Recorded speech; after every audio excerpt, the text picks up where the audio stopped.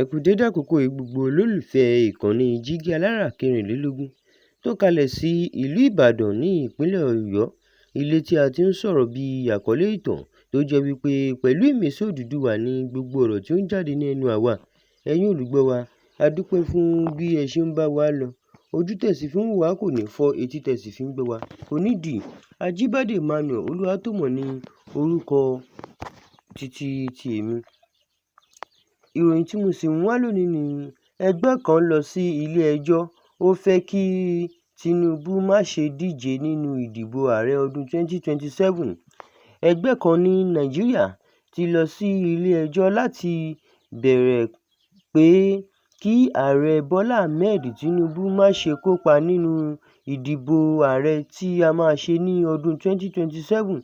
Gẹ́gẹ́ bí ìròyìn ṣe sọ, ẹgbẹ́ náà gbé ẹjọ́ náà lọ sí ilé ẹjọ́, wọ́n sì sọ pé wọn ò fẹ́ kí ilé ẹjọ́ túmọ̀ òfin nípa bóyá ààrẹ Tinubu ní ẹ̀tọ́ láti tún dìbò tàbí bẹ́ẹ̀ kọ́. Nínú ìwé tí wọ́n fi sí ilé ẹjọ́, ẹgbẹ́ náà sọ àwọn ìdí tí wọ́n fi gbà pé ilé ẹjọ́ gbọ́dọ̀ wo ọ̀rọ̀ náà.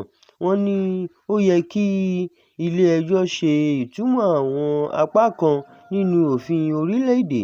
Síbẹ̀, títí di àkókò yìí, ilé ẹjọ́ kò tíì gbọ́ ẹjọ́ náà, bẹ́ẹ̀ ni kò tíì ṣe ìpinnu kankan lórí rẹ̀.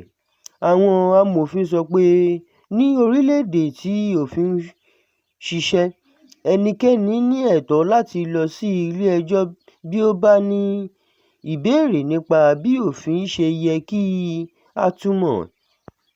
Wọ́n tún sọ pé fífi ẹjọ́ sí ilé ẹjọ́ kò túmọ̀ sí pé ẹni tí wọ́n fẹ̀sùn kàn ti jẹ̀bi.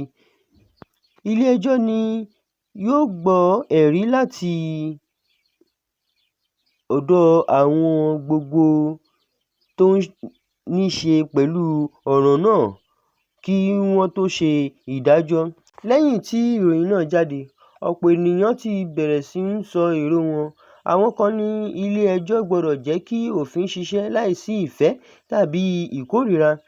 Àwọn míì sì ní gbogbo ẹgbẹ́ òṣèlú gbọ́dọ̀ dúró de ìpinnu ilé ẹjọ́.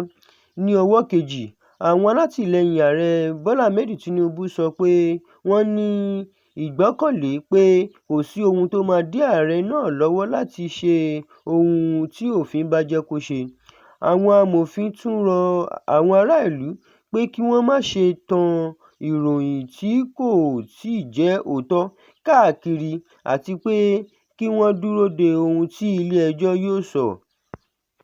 Wọ́n ní ó ṣe pàtàkì kí gbogbo ènìyàn bọ̀wọ̀ fún òfin nítorí ilé ẹjọ́ ní agbára láti túmọ̀ òfin àti láti ṣe ìpinnu tó bá yẹ.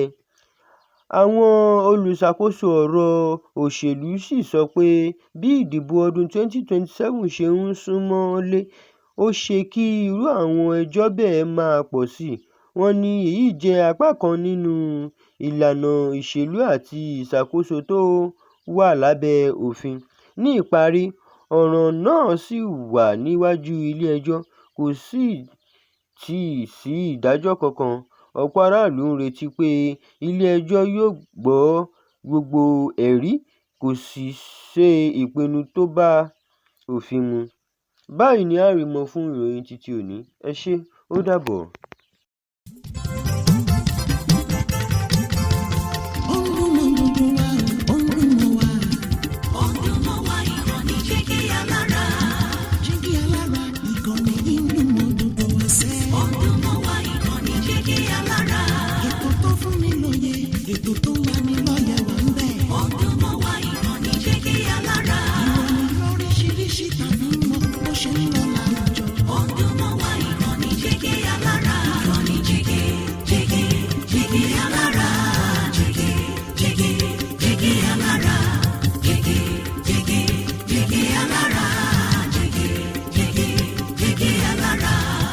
Ìkànnì Jígí Alára 24, bàbá gbogbo.